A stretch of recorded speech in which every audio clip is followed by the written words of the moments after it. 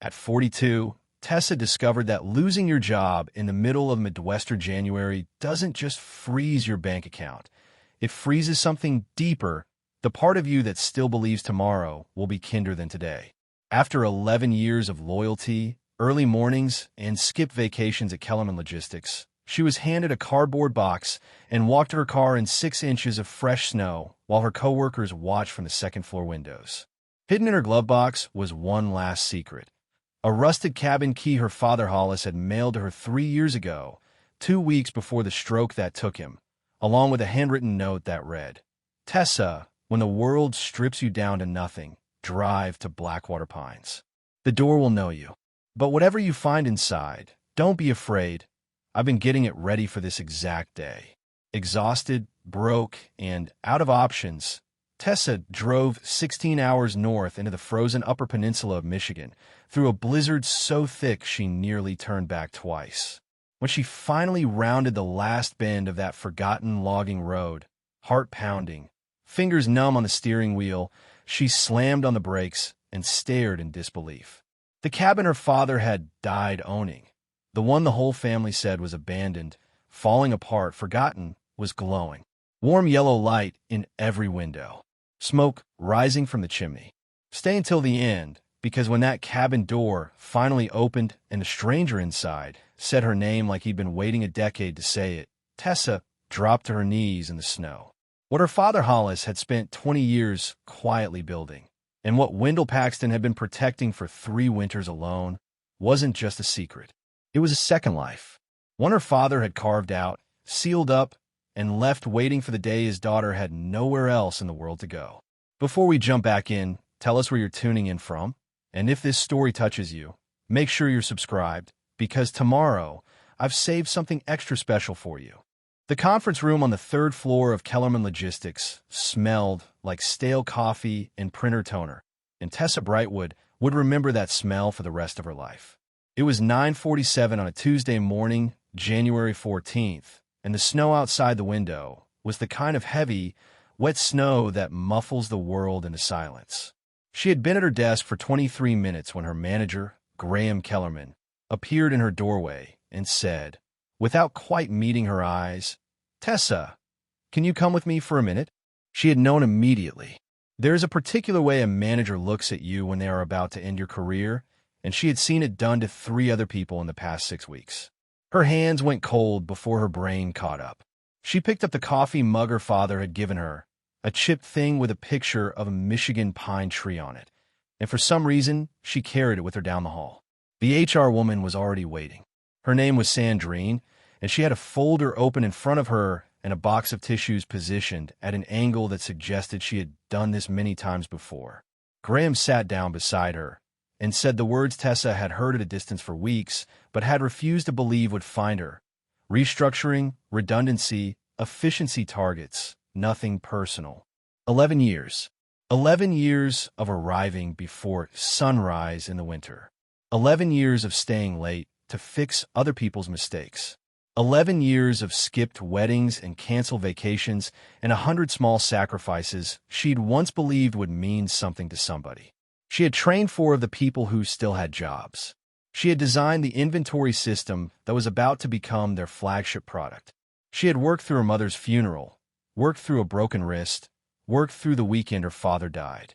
And now she was sitting across from a woman who couldn't quite remember how to pronounce her last name. "We're offering 4 weeks of severance," Sandrine said gently. "There's a packet here explaining COBRA, unemployment, outplacement services." "4 weeks," Tessa repeated. Her voice sounded very far away. "It's a difficult time for the company, Tessa. We genuinely wish." 4 weeks. She didn't cry. She signed the papers because she didn't know what else to do. She let them walk her back to her desk, while everyone pretended not to watch. She packed her box in 12 minutes. Succulent her father had sent her, a framed photo of her niece Poppy, 3 notebooks, a scarf she kept in her drawer, and the coffee mug with the pine tree. Someone from IT took her laptop. Someone from facilities took her key card. A man she had worked with for 7 years, whose wife's birthday card she remembered every year, nodded at her once and then looked away. By 10:34, She was standing in the parking lot in 6 inches of snow, wearing dress shoes, holding a cardboard box, trying to remember where she had parked. The drive home to her apartment in Ridgemont took 40 minutes, and she did not turn on the radio, and she did not cry, and she did not call anyone. She set the box on her kitchen counter, sat down on the floor with her back against the refrigerator, and looked at the pile of mail she had been avoiding for 2 weeks, the rent notice, the 2 credit card statements, the medical bill from her mother's final hospital stay that she was still paying off 3 years later. She had $1,847 in her checking account, a car with 186,000 miles on it, and exactly nobody left to call. She sat on that kitchen floor for a long time, and somewhere in the late afternoon dark, as the snow kept coming down outside her window, Tessa did something she hadn't done in 3 years. She opened the top drawer of her nightstand, reached past a stack of old birthday cards, and pulled out a small manila envelope. Inside were 2 things: a heavy iron key, dark with age, tied to a leather cord, and a folded note in her father's handwriting. The last thing Hollis Brightwood had ever sent her, 2 weeks before the stroke that killed him at 67. She had never gone to the cabin. The family said it wasn't worth the drive. Her sister Marissa had called it that shack Dad wasted his retirement on. Tessa had believed them. But tonight, sitting on her kitchen floor with the electric bill in her lap and 11 years of her life packed into a cardboard box on the counter, Tessa unfolded the note for the first time in 3 years and read her father's words again. When the world strips you down to nothing, drive to Blackwater Pines. The door will know you. She didn't pack much. She couldn't afford to. By sunrise the next morning, with the snow still falling and the sky the color of old pewter, Tessa Brightwood was driving north out of Ohio toward a place she had never seen, carrying a key that had waited 3 years to be used. The Ohio Turnpike at dawn was a slow gray ribbon of taillights and sand trucks, and Tessa drove it with both hands locked on the wheel and a thermos of cheap gas station coffee cooling in the cup holder. The snow had thinned briefly around Toledo and then thickened again as she crossed into Michigan, the sky lowering, the trees along the highway turning from bare to white-laced to fully buried. She had her father's note on the passenger seat, weighted down by the iron key on its leather cord, and every hour or so her eyes drifted to it the way they might drift to a companion she was afraid would vanish if she stopped watching. She thought about her father more in those first 6 hours than she had in the 3 years since he died. Hollis Brightwood had been a quiet man. Not cold, quiet. He was a furniture maker by trade, the kind of craftsman who could look at a slab of rough walnut and see the chair inside it. He had worked for other people most of his life in a cabinet shop outside Ridgemont, coming home with sawdust in his hair and stories he rarely told. He and Tessa's mother, Maren, had raised 2 daughters on his wages. When Maren died of ovarian cancer when Tessa was 19, something in Hollis had folded inward. He had retired early, sold the house, and disappeared north for weeks at a time to a cabin nobody in the family ever visited. Tessa had been busy. College, first job, second job, promotions. Marissa had been busier. 2 kids, a husband, a life in Cleveland. Their father had receded into someone they called on birthdays and visited at Christmas, a distant figure in flannel who always asked about their work and never about himself. When he died of a stroke at 67, alone in a hospital in Marquette, Tessa had driven up for the funeral, driven home the next day, and never once considered that his life might have contained anything she didn't already know.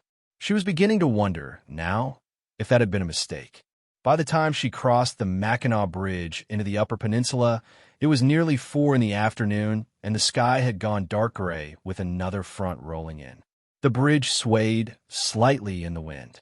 Below her, Lake Michigan was a churning slate color, half frozen at the edges.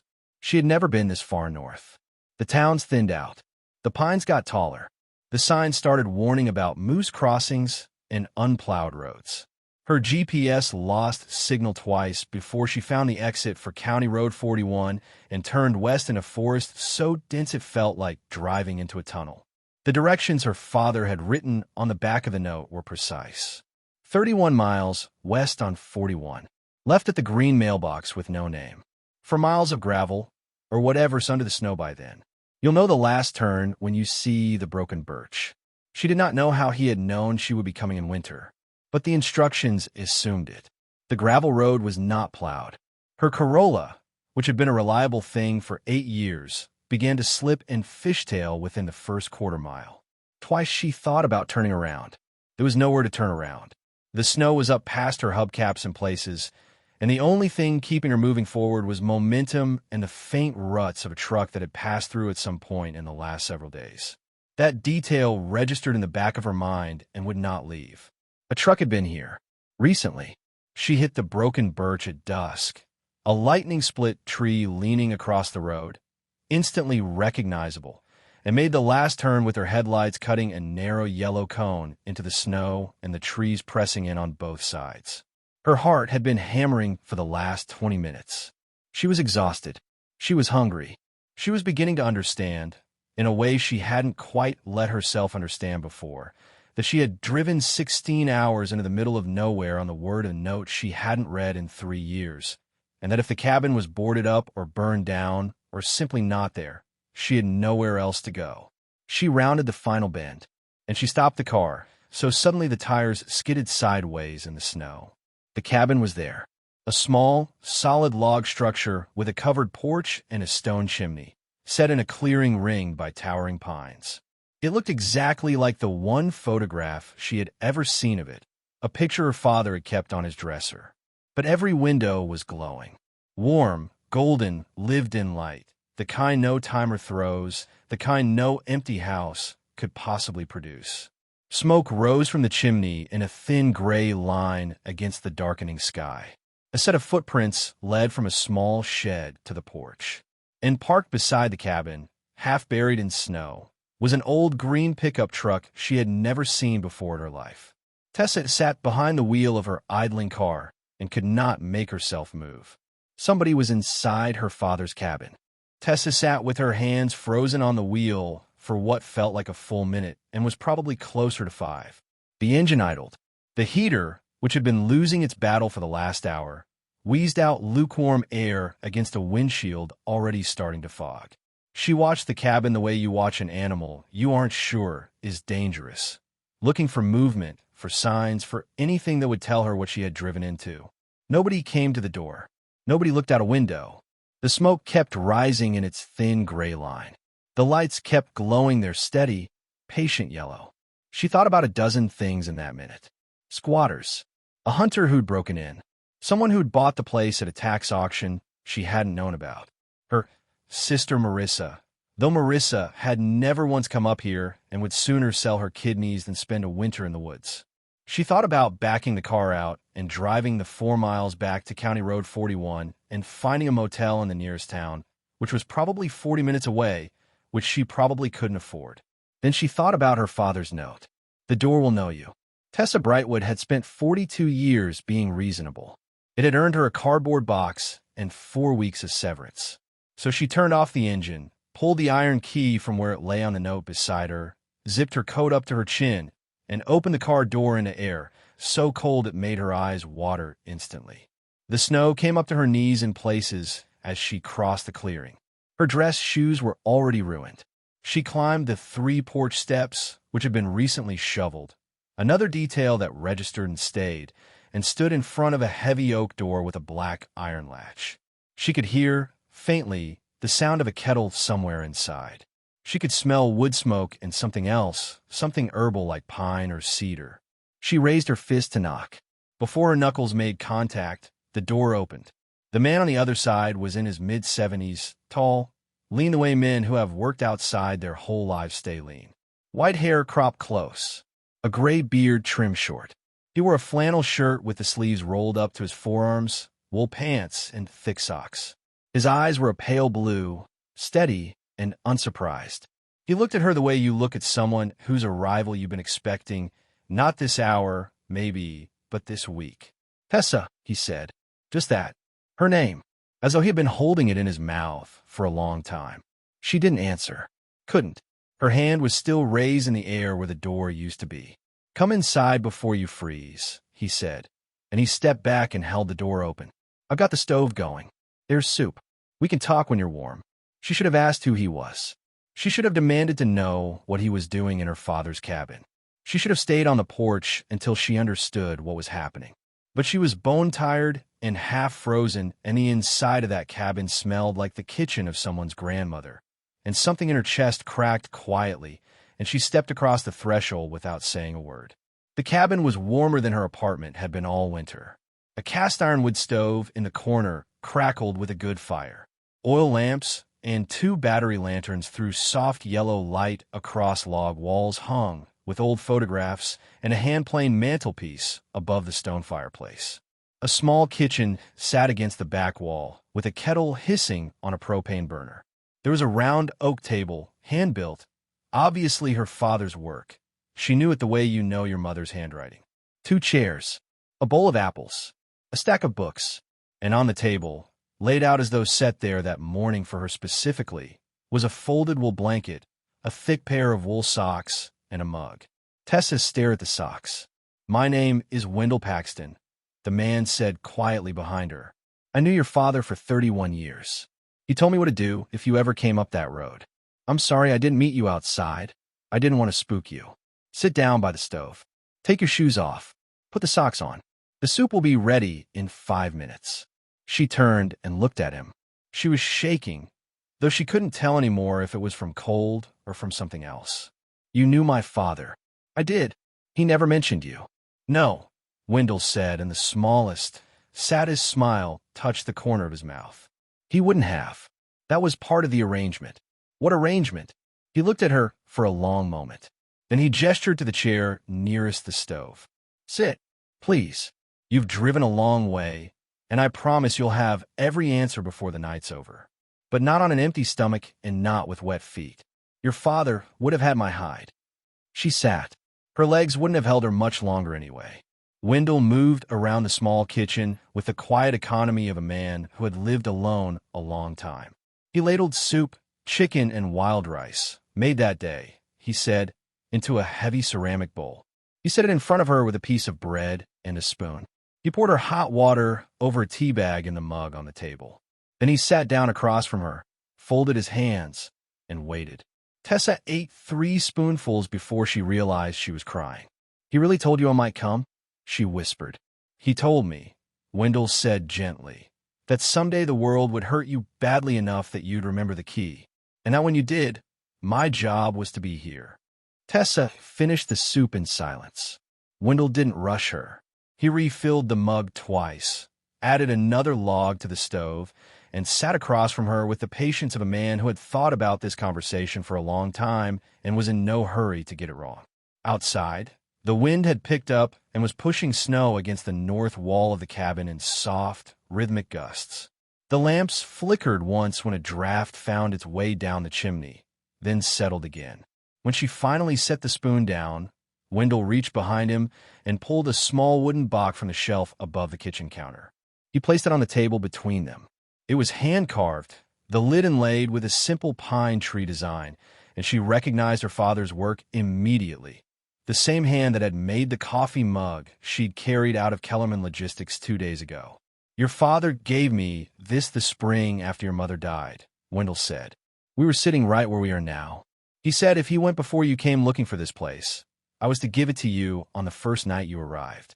Not before, not in pieces." He slid it toward her. "This is the first piece." Tessa opened the box with hands that were steadier than they should have been. Inside, folded carefully, were letters. Dozens of them, all in her father's handwriting, all addressed to her. The top one was dated the week after Marin had died, the week Tessa had gone back to college because she didn't know what else to do with her grief. The next was dated a month later. The next 2 months after that. She flipped through them slowly. There were letters marking every birthday, every job change, every Christmas she had skipped because she was too busy or too tired or too far away. Letters he had written and never mailed. "Why didn't he send them?" she asked, and her voice came out hoarse. Wendell was quiet for a moment. "Because he didn't think you'd read them," he said gently. "Not the way he needed you to. Your father knew he wasn't a good man at expressing himself out loud. He was afraid if he mailed these and you didn't understand them, they'd become something you'd resent. So he kept writing them. He kept them here. He figured someday you'd be ready, and these would still be waiting. Tessa pressed her palms flat on the table, because otherwise her hands were going to start shaking again. "Wendell," she said. "Who are you?" "Really?" He sat back in his chair and nodded slowly, as though he had been waiting for her to ask the question that way. "I met your father in 1993, he said. "I was a drunk. Full-blown, lost my job, lost my family drunk. My wife Corinne had just left me, and I was living in the back of a pickup truck in the parking lot of a hardware store in Marquette. Your father was up here buying tools. He was a stranger to me. He bought me breakfast at a diner down the road and asked me what I was running from. I told him. I don't know why. People tell your father things, told your father things. Something about the way he listened." He paused. His pale blue eyes had gone somewhere far away. "He didn't lecture me. He didn't offer me a program. He asked me if I knew how to work with my hands. I said I'd been a carpenter once, before the drinking. He wrote down the address of this cabin on a napkin, and he told me if I could get myself sober for 60 days, he'd give me work. Not charity. Work. He said he'd been thinking about building something up here, and he needed help, and he paid fair wages, and there was a room I could sleep in until I got on my feet." Wendell looked down at his hands. "I showed up on day 61.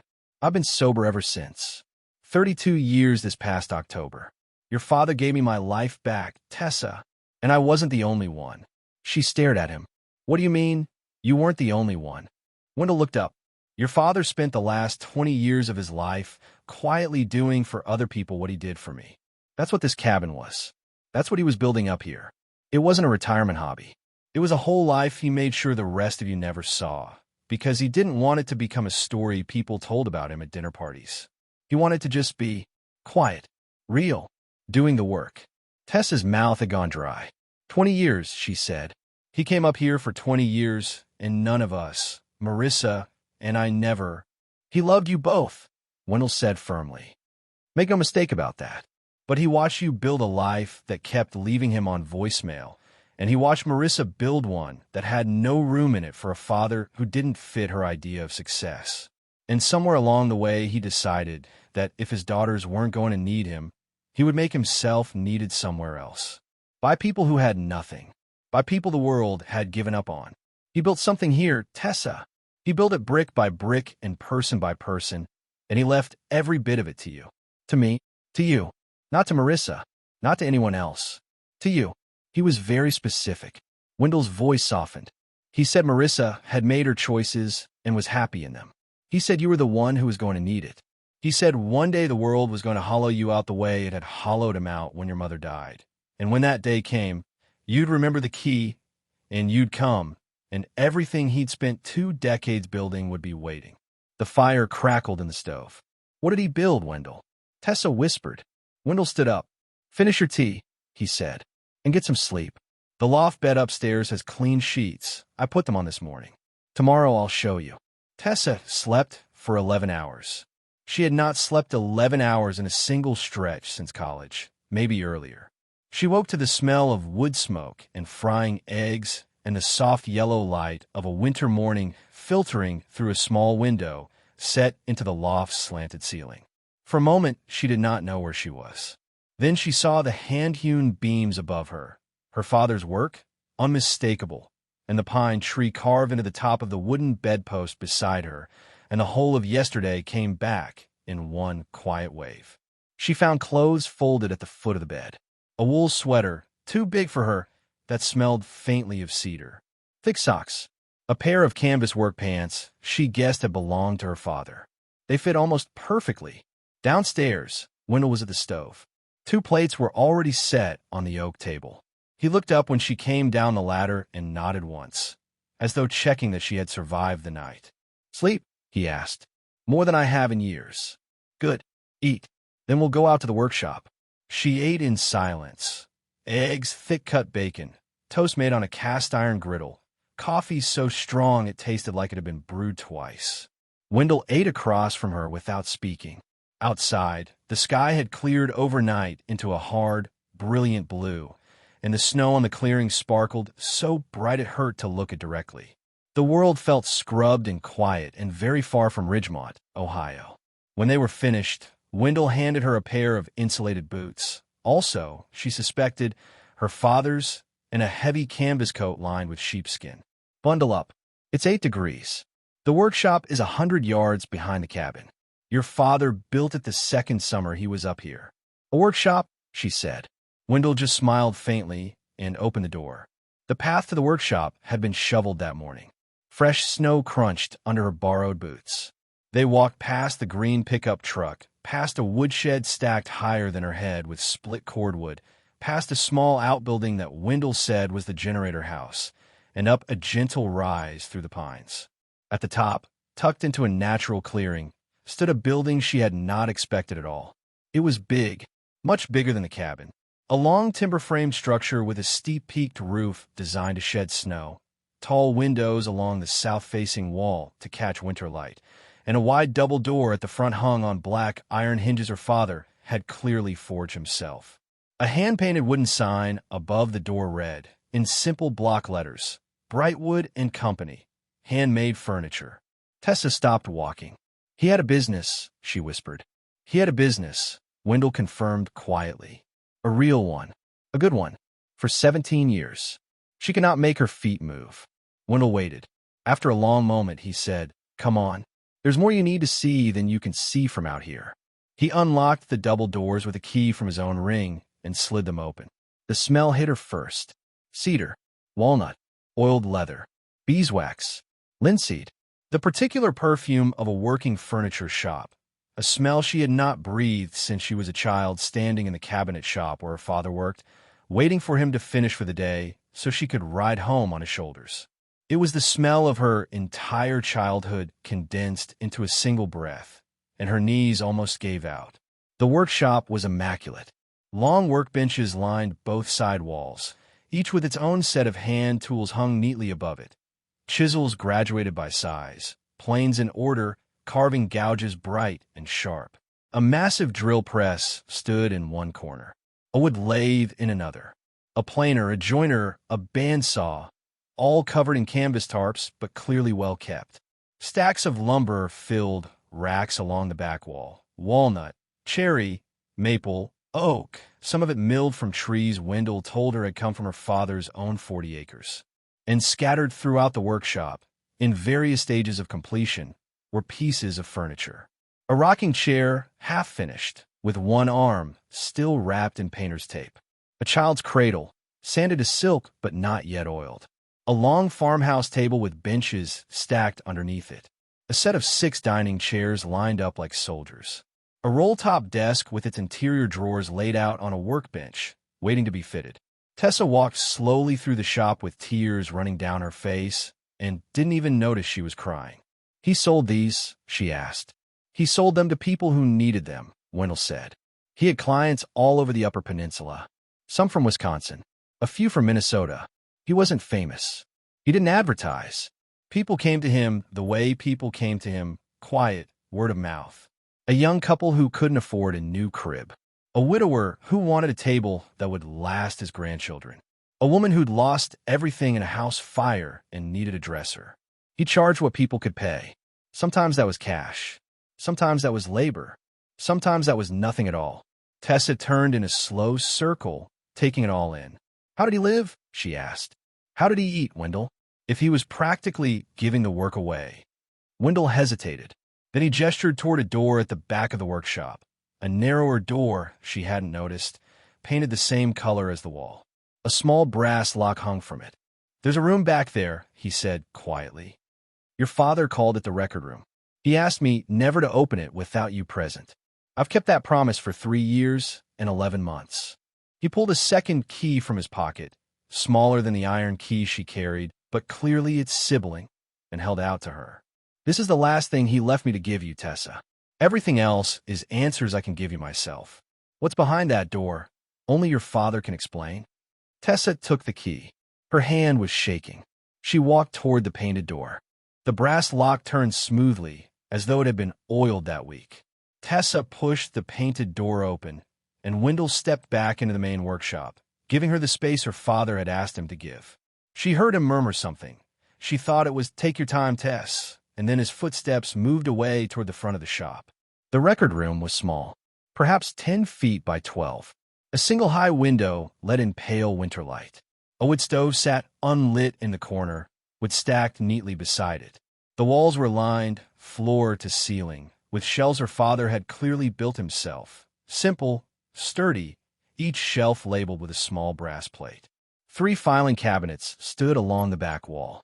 A long writing desk sat beneath the window, its surface bare except for a green-shaded banker's lamp, a leather ledger, and a single envelope propped against the lamp with her name on it in her father's handwriting. Preparing and narrating this story took us a lot of time. So if you're enjoying it, subscribe to our channel. It means a lot to us. Now back to the story. Tessa sat down at the desk.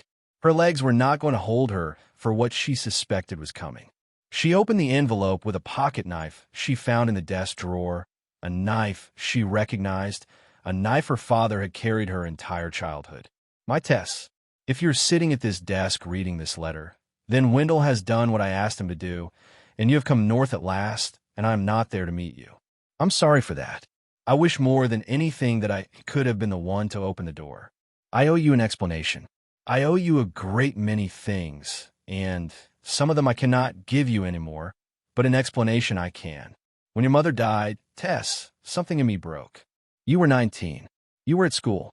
You were grieving in your own way, and I did not know how to help you, because I could not help myself. For a year after the funeral, I don't remember much. I went to work. I came home. I sat in an empty house. I thought a great deal about following her. One morning, I drove up here on a whim. I had inherited these 40 acres from my Uncle Russell, the one you never met, the one my family never talked about because he was what people called in those days a drifter. He left me this land in 1988, and I had never done anything with it. When I came up that first spring after your mother died, the cabin was nearly falling down. I stayed a week. I fixed the roof, and I found that for the first time in a year, I could breathe. I decided to build something here. Not just a cabin, a life. Something your mother would have been proud of. Something that did not depend on me being admired or successful or seen. I started Brightwood and Company with $1,100 and the tools in my truck. The first year, I made 2 pieces of furniture. The second year, 14. By the 5th year, I was turning work away. But I never grew it bigger than I could handle with my own 2 hands, because that wasn't the point. The point was the work. The point was who the work was for. Open the ledger on the desk, Tess. She did. The leather ledger was thick, filled with her father's small, careful handwriting. Dates, names, descriptions of pieces, and beside each entry, a column labeled Simply Received. Maggie Stenberg, Cradle, Walnut, received 40 hours babysitting. Robert Lindqvist, Kitchen Table, Oak, received $340 and 3 cords of firewood. Anna Marinkovic, Dresser, Cherry, received nothing. Tom Kowalski, 6 chairs, Maple, received $800 over 14 months. Dolores Benoit, Rocking Chair, Walnut, received nothing. Page after page, hundreds of entries. A lifetime of work sold at whatever people could pay, and an enormous number of entries marked Simply Received. Nothing. Tessa turned back to the letter. I know what it looks like, Tess. It looks like I gave my work away. I didn't.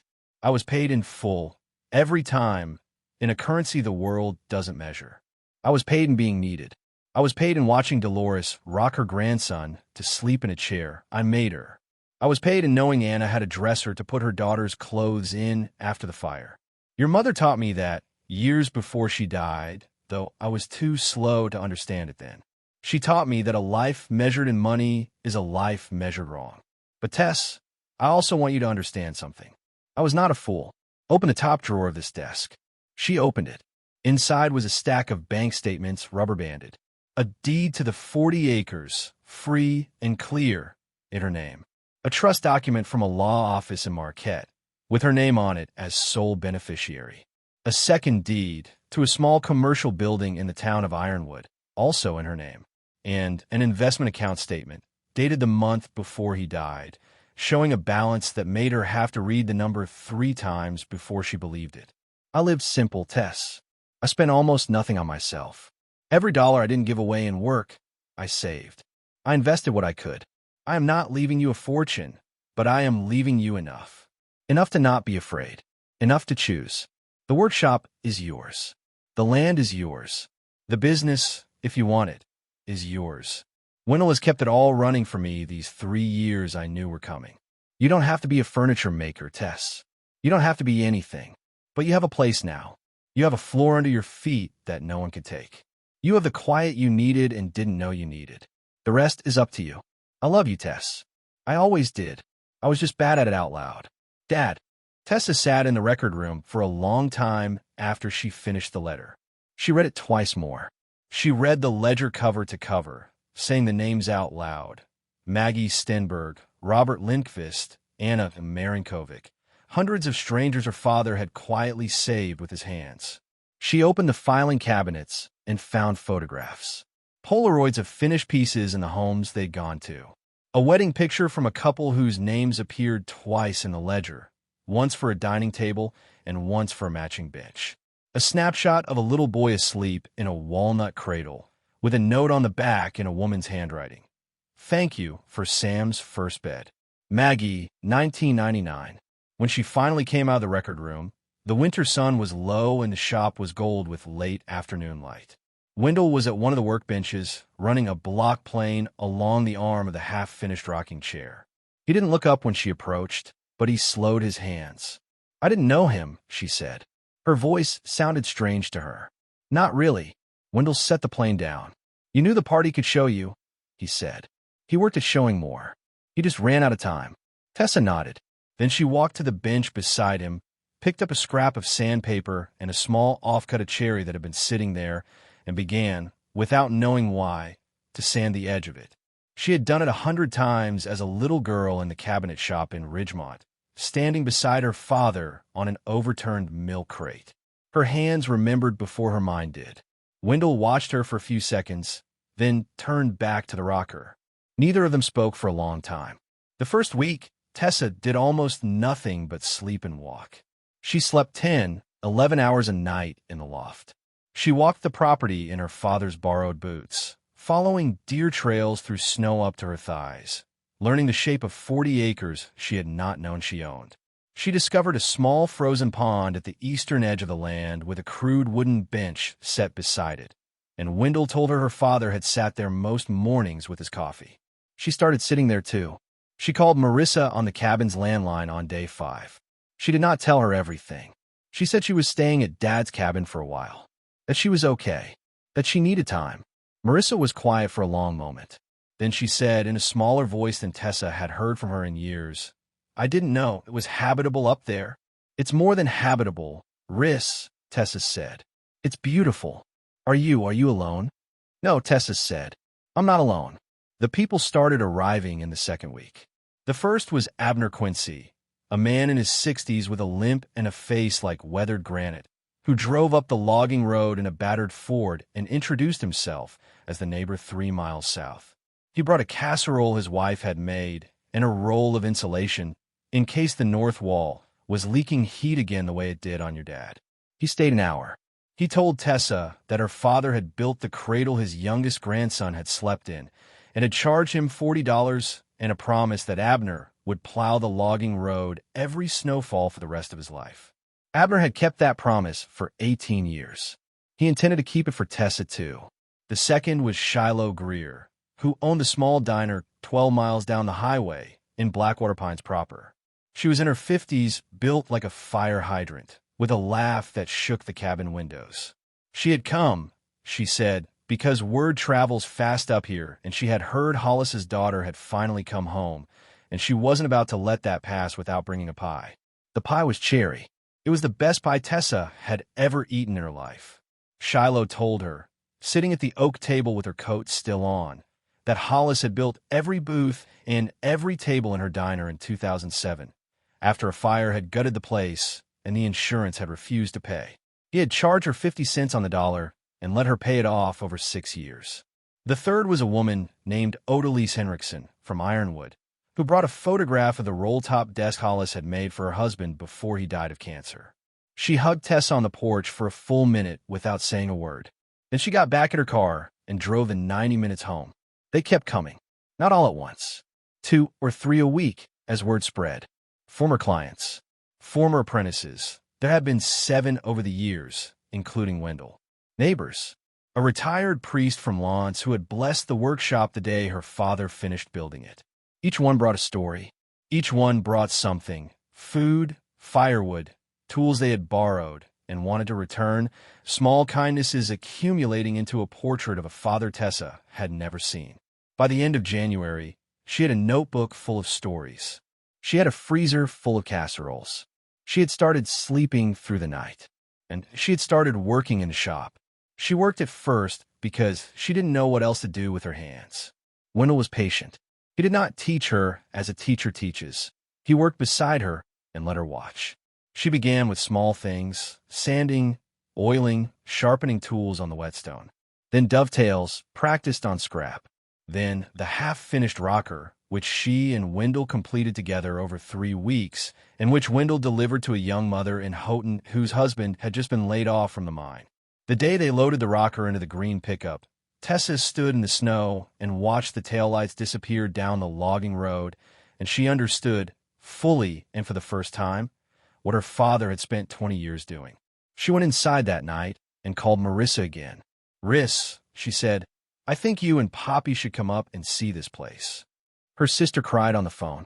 They arrived the first Saturday in March. Poppy was 6. She took one look at the workshop, gasped, and asked if she could help make a chair for her stuffed rabbit. Wendell had her sanding a scrap of maple within 10 minutes. Marissa stood in the doorway of the record room for a long time that afternoon, reading the names in the ledger, and when she came out her face was wet. "He loved us," she said. "He did," Tessa answered. "He just needed somewhere to put it." Spring came to Blackwater Pines the way it comes to the Upper Peninsula, reluctantly, in pieces, a thaw followed by a late snow followed by a thaw. By mid-April, the logging road was mud instead of ice. By early May, the clearing around the cabin had gone green, and the first trillium came up along the path to the workshop in small white constellations. Tessa planted a garden in the south-facing patch behind the cabin, tomatoes, beans, a row of herbs. She had never grown anything in her life. Wendell, who had been gardening on this land for 30 years, pretended not to watch her. She had been at the cabin for 3.5 months when the phone call came from Graham Kellerman. It was a Tuesday afternoon in early May. She was in the workshop fitting a drawer into a small dresser she and Wendell had been building for a family in Marquette. The landline rang in the cabin, and she walked over to answer it with sawdust on her forearms and a pencil behind her ear. "Tessa," Graham said, in the careful voice of a man who had rehearsed. "How have you been?" She told him she had been well. He told her the company had made a mistake, that the restructuring had not gone the way they had hoped, that several of the people who had taken over her responsibilities had not been able to replicate what she had built, that they wanted her back. Her old title, a 15% raise, a signing bonus, a guarantee of remote work flexibility. He said the words, "We need you," twice. Tessa listened. She looked out the cabin window at the green pickup truck where Wendell was loading finished pieces for the next day's delivery. She looked at the oak table her father had built. She looked at the iron key on its leather cord, which still hung from a small peg beside the door. "Graham," she said gently, "thank you for calling. I appreciate it more than you know. But I'm not coming back." There was a long silence on the line. "Can I ask what you're doing?" he finally said. Tessa looked out the window again. The sun was bright on the pines. Somewhere in the workshop, she could hear Wendell whistling. "I'm doing my father's work," she said. She reopened Brightwood and Company officially on the first Saturday in June. The sign over the workshop doors had been repainted. Same lettering, same style, but underneath in smaller script she had added a second line. ST 2003. Continued 2026. She kept almost everything the way her father had run it. She kept the ledger. She kept the sliding scale payment. She kept the policy of never turning a family away. She and Wendell built side by side through the spring and summer. And in July, they brought on their first new apprentice, a 23-year-old named Dario, who had been laid off from a mill in Iron Mountain and had been sleeping in his car for a month before Shiloh Greer sent him up the logging road with a casserole and a phone number. Dario slept in the room off the back of the cabin that had once been Wendell's. He stayed sober. He learned to cut dovetails. By September, he was making his first solo piece, a small end table for his mother's birthday. Tessa recognized the pattern. She had read about it in her father's ledger. She opened a foundation in the fall. She called it the Hollis Brightwood Hearth Fund. She funded it with a portion of her father's investment account, the one she had read the number of 3 times months ago, sitting at his desk in the record room. She worked with a lawyer in Marquette to structure it simply. The fund existed for one purpose: to provide emergency grants to people in their 40s and 50s who had been laid off from long-term jobs, to help them cover rent, medical bills, and basic expenses during the first 6 months of unemployment.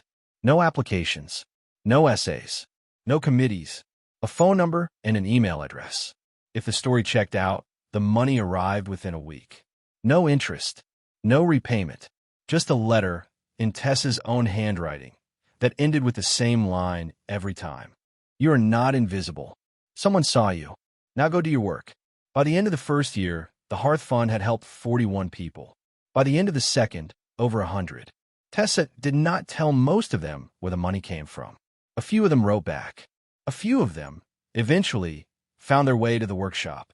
Wendell Paxton died on a bright, cold morning in February of Tessa's 4th winter at the cabin. He had been 78. He went quietly, in his sleep, in the room off the back of the cabin that he had always considered temporary and had lived in for 32 years. Tessa buried him on a rise behind the workshop, beside a small stone marker she had carved herself that read simply, "Wendell Paxton, he kept his promise." She stood at that grave for a long time in the days that followed. She thought about her father. She thought about the 31 years Wendell had given him. She thought about how quietly the best people leave behind the things that matter most. And she went back to work because that was what both of them would have wanted.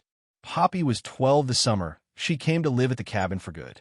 Marissa had remarried by then to a man Tessa liked, and he had taken a job in Texas. Poppy had asked, begged, really, to spend her summers in Blackwater Pines. By the 3rd summer, she was asking to stay. Marissa, who had grown softer in the years since her first visit, agreed. Poppy slept in the loft Tessa had slept in that first night. She learned to sand and to oil and to sharpen a chisel. She learned the names in her grandfather's ledger. She asked to read his letters, and Tessa let her, one at a time, when she thought her niece was ready for each one. On Poppy's 13th birthday, Tessa gave her the iron key on its leather cord. "This is yours now," she said. "When the world strips you down to nothing, and it will try at some point, because it tries with all of us, you'll know where to go." Poppy held the key in her small hand and looked up at her aunt with eyes that were very much her grandfather's. "I'll keep it safe," she said. "I know you will," Tessa answered. And outside the cabin, the pines stood tall in the early evening light, and the workshop sign swayed gently in the breeze, and somewhere down the logging road, someone else who had lost everything was already driving north without knowing it yet, toward a cabin where the lights would be on, and a door that would know them, and a life that was waiting to begin. Up next, you've got 2 more standout stories right on your screen. If this one hit the mark, you won't want to pass these up. Just click and check them out. And don't forget to subscribe and turn on the notification bell so you don't miss any upload from us.